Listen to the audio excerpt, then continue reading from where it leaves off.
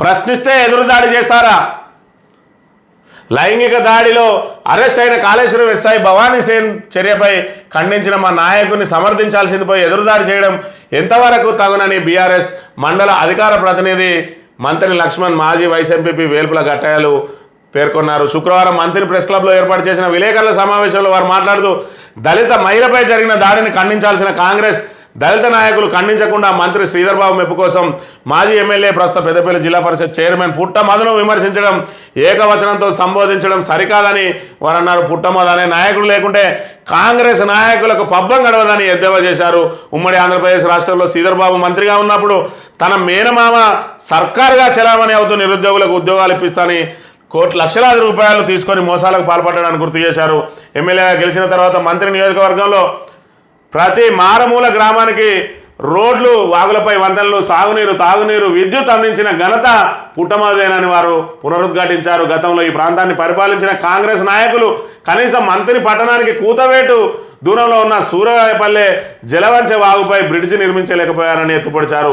మా నాయకుడు ఒక్కసారి ఎమ్మెల్యే అయిన తరుణంలో జలవంచుపై వాగుతో పాటు మంతనికి రెండో బ్రిడ్జిని నిర్మించిండు. అదేవిధంగా వివిధ బ్రిడ్జిల నిర్మాణం చేపట్టిండని చెప్పి అలాంటి మా నాయకుడిని విమర్శిస్తే ఇకపై సహించేది లేదని వారు హెచ్చరించిందని చెప్పి ఇక్కడ నిన్న రోజున ఏదైతే ఇక్కడ భవానీ సేన్ ఏదైతే సొంత డిపార్ట్మెంట్కి సంబంధించిన మహిళ పైననే మహిళా కానిస్టేబుల్ పైన అత్యాచారానికి పాల్పడ్డాడు.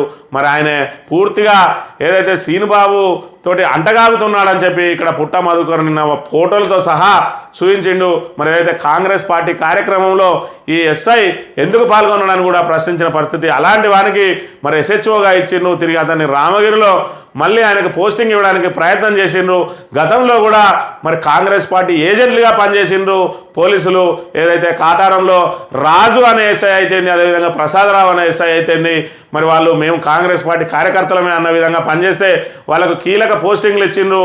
రాజును తీసుకొచ్చి మంత్రి సిఐగా, ప్రసాదరావుని తీసుకొచ్చి 2 టర్మ్ సిఐగా నియమించిండ్రు. ఎన్నికల కమిషన్ బదిలీలో భాగంగా వాళ్ళు బదిలీ అయినరు. తిరిగి మళ్ళీ వాళ్ళను అదే స్థానాలకు తీసుకురావడానికి ప్రయత్నం చేస్తూ ఉన్నారు. మరోవైపు మంత్రులను సిఐగా చేసిన మరద రమేష్ను ఇక్కడ ఏసీపీగా నిలబెట్టిండ్రు. ఏదైతే ఏసీపీగా పోస్టింగ్ ఇచ్చిండ్రు ఆయన కూడా వాళ్లకు పూర్తి స్థాయిలో అనుగుణంగా మెదిలిన వ్యక్తి. వాళ్ళను ఉపయోగించుకొని ఇక్కడ బీఆర్ఎస్ పార్టీని అణిసివేయడానికి ప్రయత్నాలు జరుగుతున్నాయని చెప్పి పుట్టమధు ఆరోపణలు చేసిండు. దాని మీద స్పందించిన కాంగ్రెస్ నాయకులు వ్యక్తిగతంగా ఏకవచనంతో విమర్శలు చేస్తూ చేయడాన్ని ఇక్కడ నిన్నటి రోజున ఇక్కడ బీఆర్ఎస్ దళిత నాయకులు తీవ్రంగా ఖండించిండ్రు.